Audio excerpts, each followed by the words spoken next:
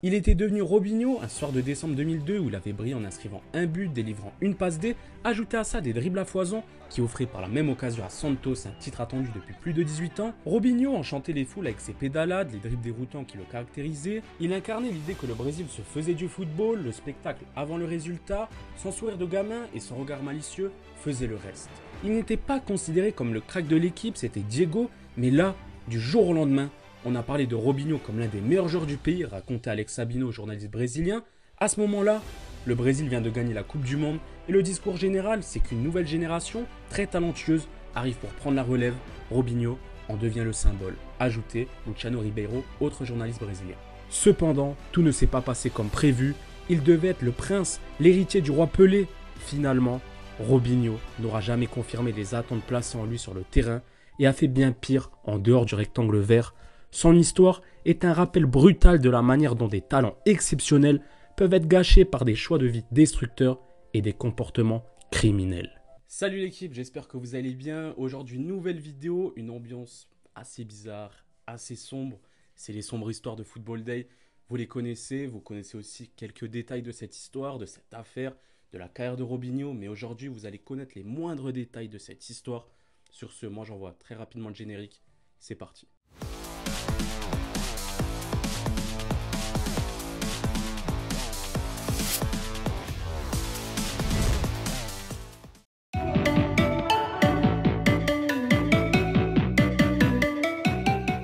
Issu d'un quartier ultra pauvre, Robinho débute en futsal avant de rejoindre les équipes de jeunes de Santos à l'âge de 12 ans. Le gamin se distingue rapidement comme l'un des talents émergents les plus prometteurs, sa capacité unique avec le ballon lui vaut directement le surnom de Nouveau Pelé, une comparaison soutenue par Pelé lui-même qui le désigne directement comme son successeur. C'est en 2002 que le talent de Robinho explose. Trop endetté pour acheter des joueurs, Santos se rabat sur le jeune attaquant et d'autres gamins des catégories juniors. Et il faut dire, ça marche totalement. Frustré de titre depuis 18 ans, le club est sacré champion du Brésil grâce à ses jeunes prodiges. Grâce à ça, il signe son premier contrat professionnel et réalise une saison à 10 buts en 30 apparitions, dont notamment le match introductif de cette vidéo. Robbie s'impose très rapidement comme un joueur clé de l'équipe, le menant au sommet du football brésilien, un sommet qui lui permet d'être convoqué pour la première fois en 2003 avec la Seleção pour la Gold Cup. Niveau caractéristiques, c'est assez simple. Robinho est populaire, spectaculaire et les supporters l'adorent.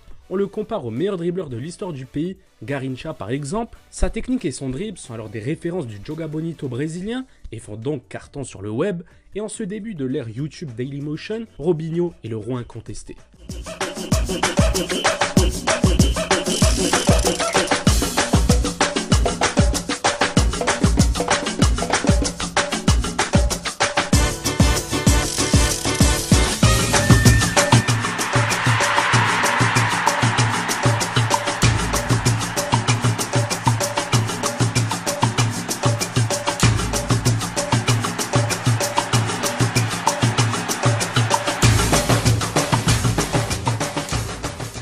Robbie devient en 2 ans le meilleur joueur en activité au Brésil, avec notamment un ballon d'or brésilien, récompensant le meilleur joueur brésilien du Brasileiro, après avoir inscrit 21 buts en 27 matchs. Il devient ainsi la plus grande idole de son pays, la dernière à ne pas l'avoir quitté. Il confirme cela en Seleção, comme à Santos, avec une finale de Copa Libertadores et un autre championnat qui permet au club de continuer de gagner. Malheureusement, sa vie privée commence déjà à poser problème à sa carrière de footballeur. Robinho ne cherche qu'à s'amuser. Lui, il adore jouer au football, mais avec l'argent, il découvre les sorties, il enchaîne les conquêtes, et les suiveurs de Santos lui trouvent un côté gamin, pas trop sérieux. Les supporters brésiliens l'aiment, puis le détestent quand il décide de faire grève pour forcer son départ au Real Madrid en 2005. Dites-vous que ça a été des négociations qui n'ont pas été simples, ayant duré plus d'1 an. En gros, je vous explique. En 2004, Chelsea, Benfica et le PSV le convoitent, le joueur refuse car c'est au Real qu'il veut aller, le club est aussi intéressé. Cependant, face à la fureur populaire, Santos annonce brusquement aux Brésiliens qu'il restera avec le club. Comme ils n'ont pas les moyens, le club tente de lui trouver des sponsors pour lui payer autant que le Real. Même Lula, le président du Brésil, demande à Robinho de rester jusqu'au prochain mondial, mais comme tous les talents du Brésil, le joueur, lui, veut partir. Une décision précipitée par l'enlèvement de sa mère dès les premières rumeurs du transfert au Real. Une sombre histoire qui le fera changer à vie. Au lendemain de l'annonce des rumeurs l'envoyant à Madrid, sa mère, Marina Lima de Souza, est enlevée puis séquestrée et elle sera finalement relâchée le 18 décembre dans le quartier pauvre de Perus après le paiement d'une rançon et 41 jours de captivité. Il faut savoir que ce paiement n'a jamais été confirmé par Robinho, donc on ne sait pas vraiment pourquoi et comment elle a été relâchée. Durant cette période assez compliquée, Robinho est autorisé par son club à ne plus jouer et malgré cette difficile épreuve, Robinho reste performant en inscrivant 24 buts en 28 matchs, mais quitter le pays, miné par la violence, est devenu un impératif de sécurité pour Robinho qui ne sort plus que flanqué de ses gardes du corps. Irrité par le refus de Santos de le libérer, le Brésilien décide de ne plus s'entraîner avec le club, qui pousse les supporters à passer de pancartes Reste Robinho à des pancartes Full camp Robinho. Après tout ce boucan, Santos décide finalement d'accepter de céder son prodige en novembre, puis contre toute attente, le club change d'avis afin de monter les enchères. Le joueur, lui, devient entre-temps l'une des stars de la Seleção qui l'aide à remporter la Coupe des Confédérations, et le Real décide de hausser son offre passant de 20 millions de dollars à 25 millions, puis à 30 millions pour acquérir les services du nouveau Pelé.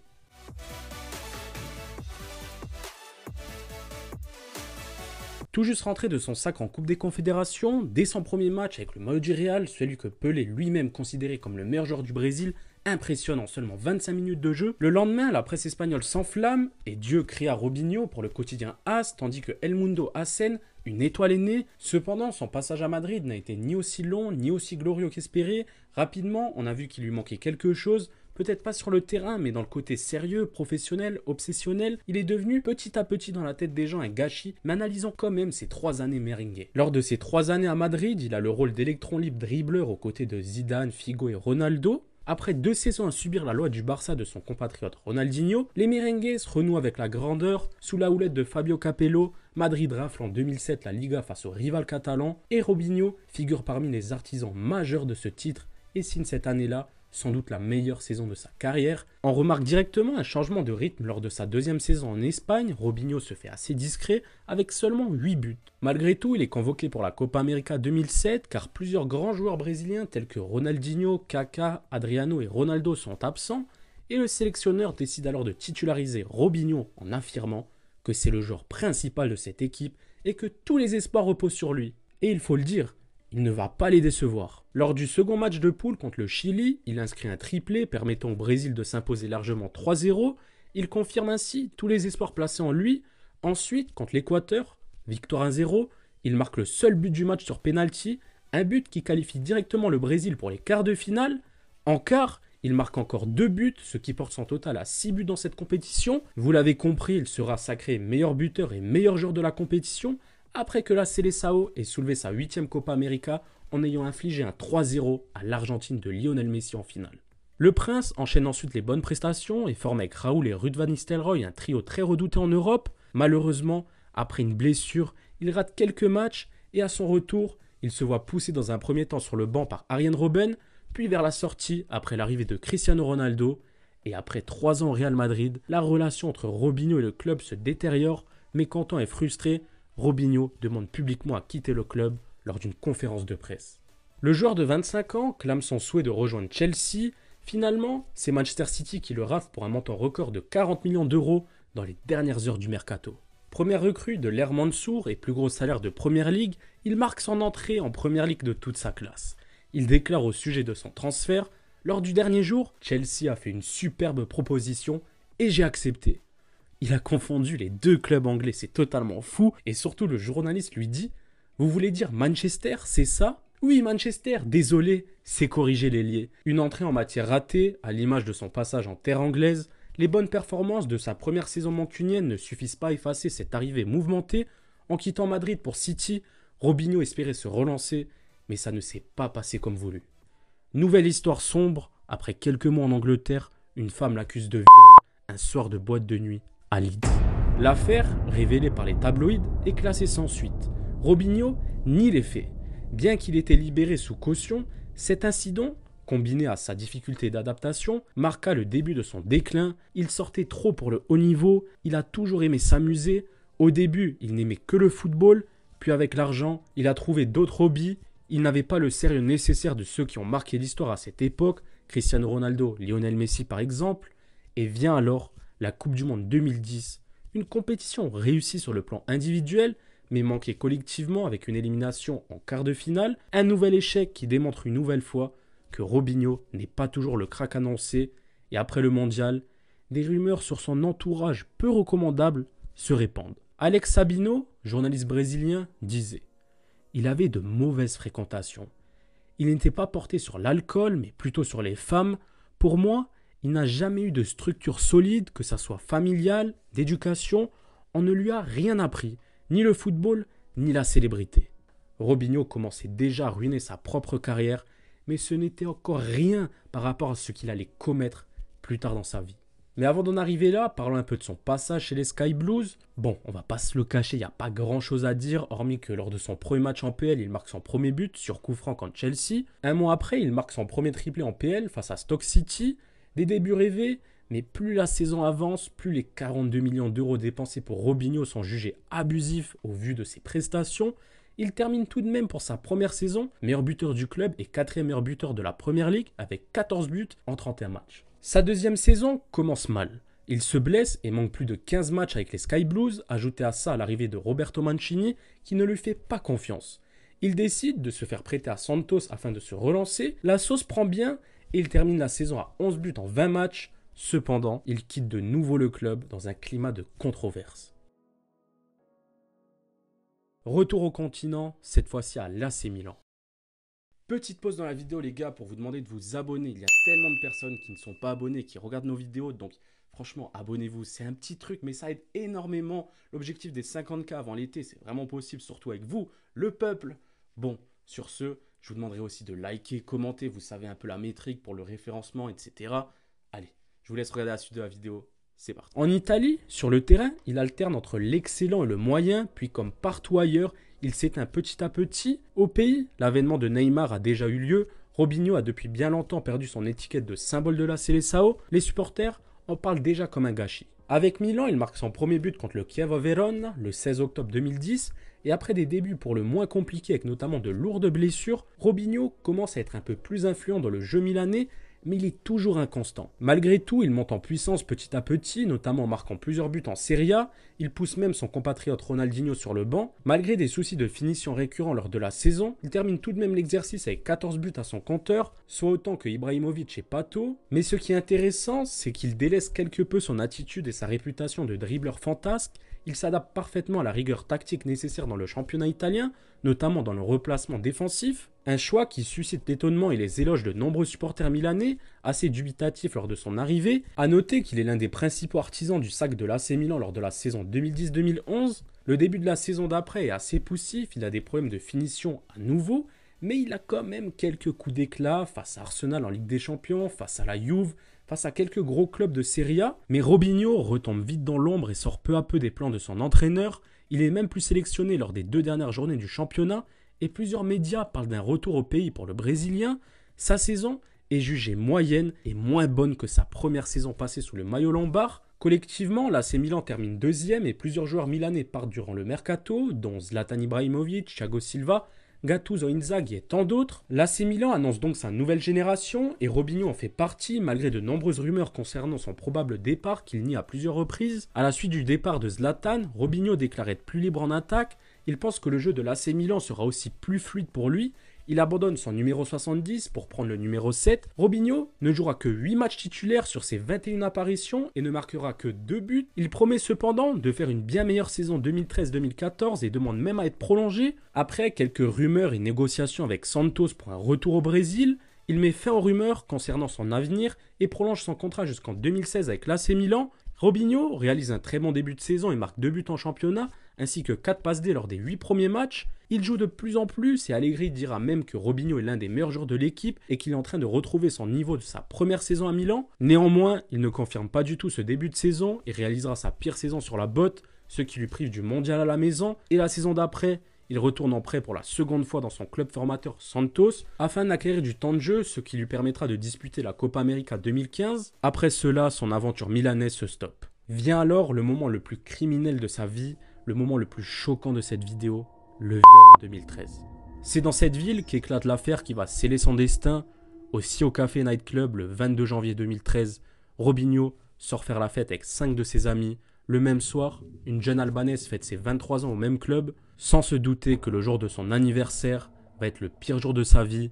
Et après quelques verres, elle se retrouve à la table de Robinho, un rapport qu'il qualifiera de consensuel. Une fille s'est approchée de moi, on a commencé à avoir des contacts avec consentement et le mien, on est resté là quelques minutes, puis je suis rentré chez moi. Alors que le Brésilien donne sa version des faits, la justice italienne possède déjà les preuves de ce qu'il s'est passé ce soir-là. Ce qu'il s'est passé ce soir-là, c'est que Robinho et son groupe ont violé cette jeune femme albanaise après lui avoir fait boire de l'alcool. L'accusation s'appuie sur des enregistrements audio dans lesquels le footballeur fait des commentaires violents sur la jeune femme. Robinho dit « La police ne peut rien dire. Je dirais que j'étais avec toi et que je suis rentré chez moi. Mais est-ce que tu as eu des relations sexuelles avec la femme ? J'ai essayé. Je t'ai vu quand tu as mis ton dans sa bouche. Cela ne veut pas dire avoir des relations sexuelles. Je rigole parce que je m'en fiche. Elle était complètement pétée, elle ne sait même pas ce qu'il s'est passé. » Si dans un premier temps, l'affaire s'étoffe un peu, Robinho est en Chine au Guangzhou Evergrande, un an après avoir clamé son innocence, il est condamné à 9 ans de prison. Malgré cela, l'Italie ne possède pas d'accord d'extradition avec le Brésil en raison d'un accord de coopération italo-brésilienne datant de 1993 qui bloque ce procès. Robinho, de son côté, continue sa carrière de footballeur, il décide de revenir au Brésil et s'engage avec l'Atlético Mineiro, avant de connaître une expérience en Turquie avec Sivasspor, puis du côté d'Istanbul Başakşehir, deux clubs pas vraiment gênés par cette sombre histoire. En 2020, il déclare aux médias UOL « La question est de savoir quelle est l'erreur que j'ai commise. Quel est le crime que j'ai commis? L'erreur que j'ai faite, c'est d'avoir été infidèle envers ma femme. Je n'ai pas commis l'erreur de violer quelqu'un, d'abuser d'une fille ou de sortir avec elle sans consentement. » Malgré toutes ces polémiques, Santos le fait revenir pour un salaire minimum de 250 €, mais son quatrième passage dans son club formateur n'aura duré que 6 jours. La faute à une partie de la presse, à l'image de toutes les femmes journalistes, révoltées qu'un club défende les droits des femmes lors d'une campagne nationale et engage un agresseur quelques jours plus tard. Un mouvement qui pousse Robinho à raccrocher définitivement sa carrière de footballeur et surtout à déclarer « Malheureusement, il y a ce mouvement féministe avec beaucoup de femmes qui ne sont même pas des femmes ». En 2022, l'Italie prononce une condamnation définitive de 9 ans contre Robinho et demande la coopération de la justice brésilienne pour exécuter la peine. Malgré les 3 condamnations, Robinho a toujours nié le crime dont il était reconnu coupable, refusant les excuses à la victime. Profitant de son statut de citoyen brésilien, il est finalement rattrapé par un mandat d'arrêt international et se rend aux autorités brésiliennes en mars 2024. Et les dernières nouvelles que l'on a de lui sont venues de son avocat qui a déclaré que l'ancien footballeur suit des cours de réparation d'appareils électroménagers et surtout qu'il participe à des programmes de lecture en tant que bénévole, cherchant ainsi à occuper son temps pendant sa détention. L'homme aux 100 sélections incarne la relation complexe entre la célébrité et les actes personnels. Son histoire, marquée par une ascension fulgurante, illustre comment les décisions prises en dehors du terrain peuvent anéantir une carrière entière, ruinant une vie et surtout sa propre vie, autrefois remplie de succès sportifs et personnels. Aujourd'hui, loin du glamour des stades et des supporters qui l'idolâtraient autrefois, Robinho fait face aux conséquences de ses actes derrière les barreaux, s'adaptant à cet environnement depuis presque un an. Robinho a encore un peu plus de 8 ans à purger et malgré cela, il continue d'affirmer qu'il est innocent et que tout ce qu'il s'est passé était consenti par la jeune femme. Robinho va devoir accepter cette nouvelle vie et purger sa peine pour son crime odieux. En 2019, plus de 66 000 viols ont été signalés dans le pays et selon Ana Paula Araujo, ce n'est que la partie visible de l'iceberg car 90% des viols ne sont pas signalés.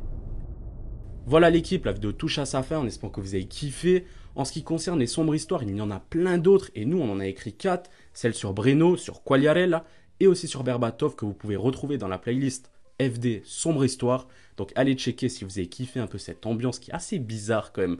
Bon, sur ce, moi je vais vous laisser. Ciao l'équipe.